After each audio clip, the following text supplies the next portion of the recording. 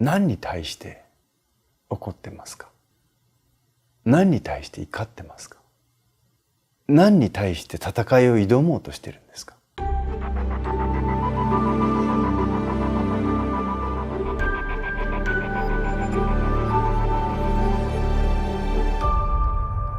ペンネームケニーさん、50歳なられる男性ですね。49歳か50歳ですね。報復とか復讐って罪なんでしょうか？散々理不尽な仕打ちを受け、人間の尊厳を踏みにじられ、やりたい放題職場でいたぶられて働いてきました。耐え忍んで働いてきましたが、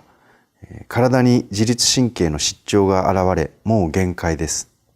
すがる思いで転職エージェントに相談したところ、転職先が見つかりました。歴代の先輩方も痛めつけられ、離職に追い込まれた経緯は聞いています。私自身もこの数年で何人もの離職者を見ています。このまま私自身がここから解放されることでよしとするべきでしょうか。それとも自身の不利益覚悟で公に声を上げるべきでしょうか。こういう場合、人として泣き寝入りするべきか、後輩たちのために何かできることをすべきか決めかねています。どのように行動するべきでしょうか。というお悩み。はじめにまた申し上げたいことなんですけれど、素晴らしい体験をケニーさんはされてるなということをまず自分に言ってあげてほしいんですね。俺はすっごい体験をしてるんだ。すっごいことを経験してるんだ。仏教の言葉によく私もこのビデオの中でも話すんですが、三毒という、心の毒ですね。猛毒、人間を蝕んでいく猛毒として三毒ということが繰り返しお釈迦様の教えの中で出てきます。その三毒というのは貪、嗔、痴という3つの感情なんですが、貪というのが貪り、嗔というのが怒りですね。痴というのが迷いとか愚かさということなんですけど、その三毒、猛毒のうちの嗔という怒りですね。で、まさにこのケニーさんは今この嗔という怒りというものを強烈に持ってらっしゃるという素晴らしい体験をしてらっしゃいます。で、人間が持っているさまざまな感情というのがありますよね。で、当然今そのポジティブな感情とかね、ネガティブ、プラスの感情とかマイナスの感情っていうことが言われますけれども、このケニーさんが今感じているその嗔ですね、怒りというのは、人間が本来動物として持っている欠かせない感情、それもものすごい意味のある感情だから私たちの中に備わってるんですね。で、ただ問題は何かというと、この嗔という怒りの感情に関してはきちんと親からも教えてもらったこともないし、学校の先生にも教えてもらったことがないし、その誰もが持っている、それでいてものすごいとてつもない強烈な感情っていうものをどのようにして自分の中で処理をしていったらいいのかとか、それと付き合ったらいいのかっていうことは不思議なことに教わったことがないんです、きちんと。で、この嗔という感情を仏教ではきちんと教えてます。で、一つ会社がね、今ブラック企業とかいろんなこと言われますけれども、ケニーさんのお勤めになっている会社がどういう仕事をしていて、どういうことが具体的にその散々な理不尽な仕打ちというのが具体的にどういうことなのかは全くここには書かれていないので、それがどういうものであったのかはちょっとわからないですけれど、上司であったり会社が理不尽な仕打ちというふうにして意図的にケニーさん並びにその会社の社員さんたちにそういうことをしているんであれば、それはもう大問題ですね。で、ただケニーさん、それからその他の方々がもう理不尽でもう散々な尊厳を踏みにじられるような、そういうことをいたぶられてとかいうことをですね、勝手にそう解釈しているという文化が社員の中である。実際そういう会社もあるんですよ。そういうねところもあったりするので、これは一概に会社が悪いとかケニーさんがいいとか悪いとかっていう話はできないんですけれども、時々あるんですよ。もう会社とか上司にこんな仕打ちを受けてますって、具体的にどうなんですか、どういうことを言われたんですか、どういうことがあるんですかってお聞きすると、それは私も社長だったらやるかなと思うようなこともご本人がものすごいマイナスの仕打ちというかひどい仕打ちを尊厳踏みにじられてっていうふうにして一方的に怒ってるっていう場合があるんです。未成熟なゆえに。でそんなのはそこで理不尽って言うんだったら何でも仕事できないよっていう場合もあったりします。ただ一応ですね、会社の方でそういった理不尽なことを受けてる。そしてケニーさんが一応良識のある社会人として散々な目に会社で遭ってきたということを前提にして、さてその怒りをどうするべきかとね、もう転職先も決まったことですし、どうしたらいいかということなんですけども、先ほど仏教の言葉で仁という怒りという人間が最も気をつけることの一つであるというその毒のね、三毒のうちの一つ、猛毒の感情の仁ということがコントロールすべきものだよっていうこと、手放すべきものだよっていうことが仏教で語られるっていう話をしたんですけども、なぜそれがダメというか、なぜ仁という力を、怒りというものをですね、自分の中で増幅すべきではないかということを仏教が言ってるのかと言ったら、一つはとてつもないエネルギーだからです。ものすごい強烈なエネルギーだからです。ケニーさんが今感じていらっしゃるこの会社に対しての怒りね、このような強烈なエネルギー、多分寝てても何をしててもどっかでその怒りが自分の中にずっとあると思うんですね。それだけ強力なエネルギーを持って自分が声を上げて後輩たちのために自分の不利益を被ってでも会社に対して物を申すっていう行動に出ようかっていう、自分が盾になってでもその他苦しんでいる人を救おうって、かつてこのような思いを持って立ち上がろうとするようなエネルギーがケニーさんの中にあったでしょうか。誰かを愛するということにおいて、何か社会を変えていこうと思うことにおいてね、自分がもちろん経験なさったということを盾に、自分が嫌な思いをしてまでもこの怒りというものを、不利益というものを原動力に、自分の不利益を被ってまでも何かを社会に対して会社に対して自分より大きな力に対して物申そうっていうような気持ちになったことがかつてあるでしょうかっていうことなんです。だから私はものすごい経験なさってるというふうにして思っています。私は怒りとか憎しみとかっていうのはすごいピュアな感情だと思ってるんですね。いいとか悪いとかっていう判断の前に、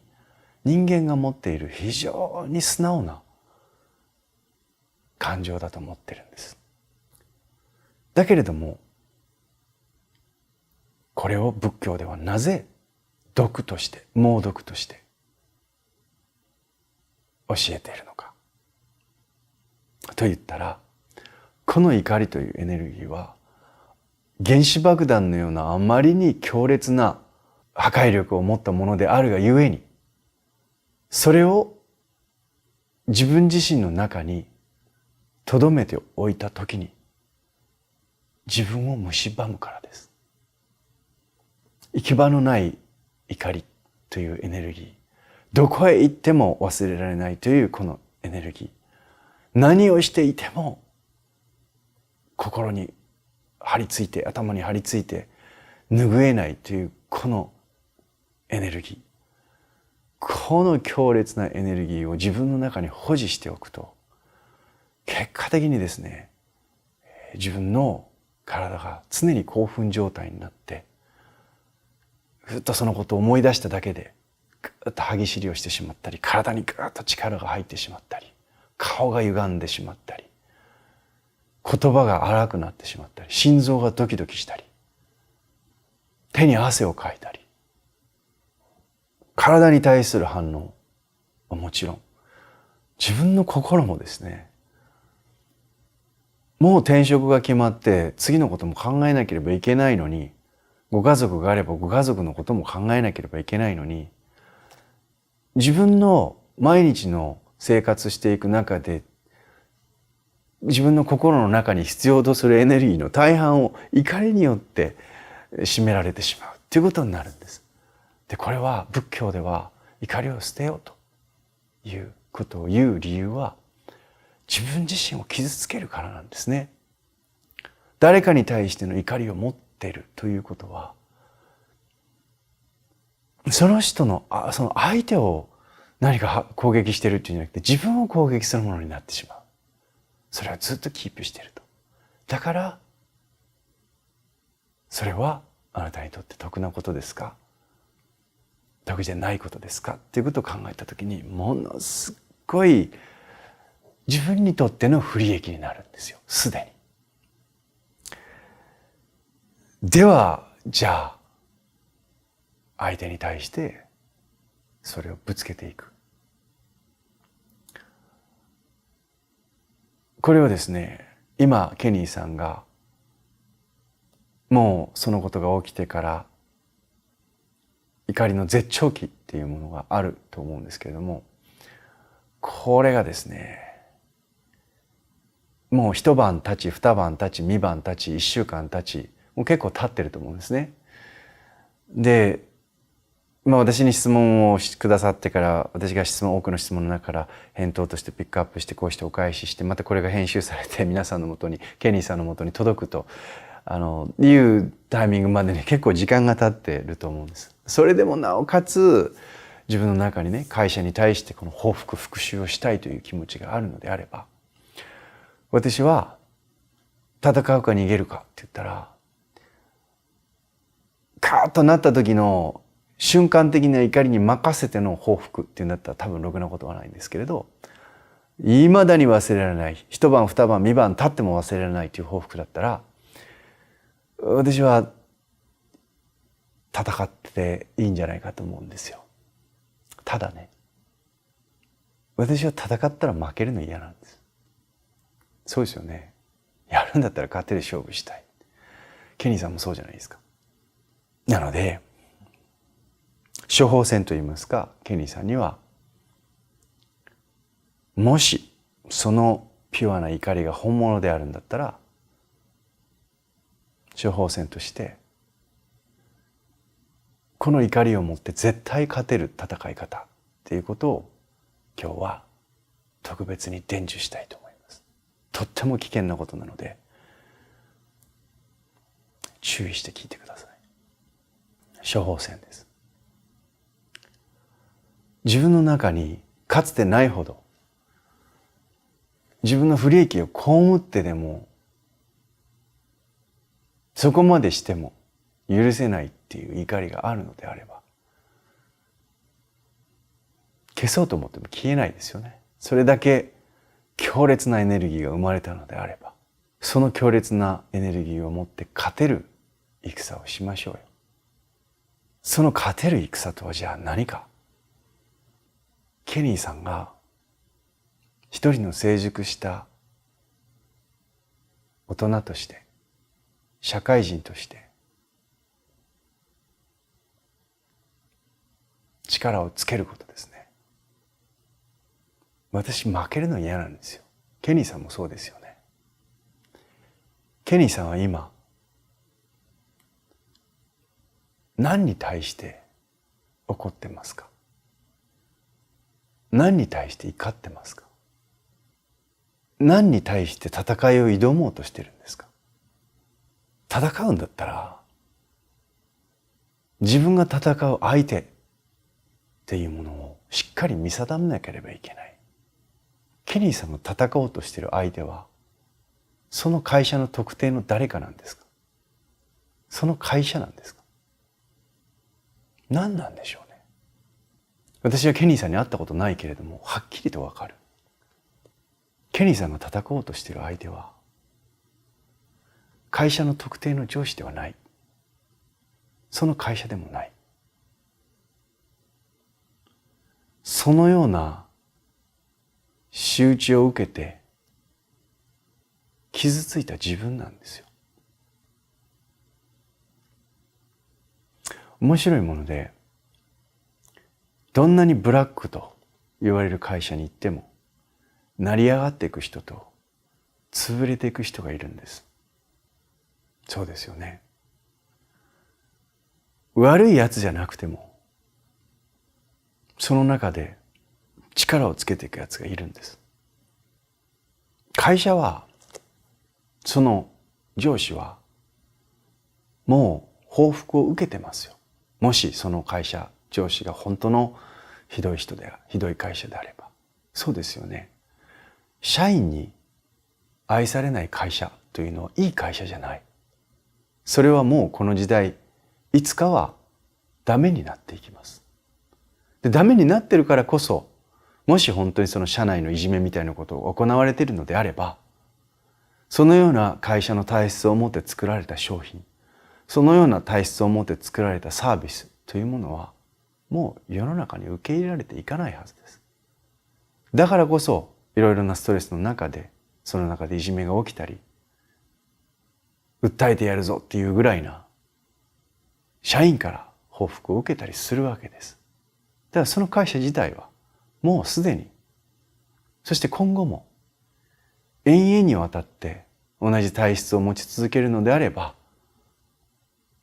何らかの不利益を被ってるんです。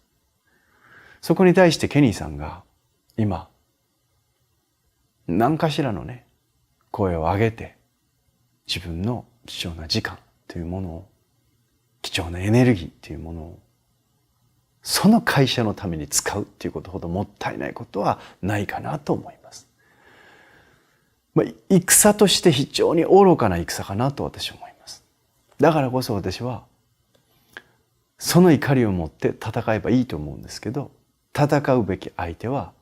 その会社、その特定の上司ではないということを言いたい。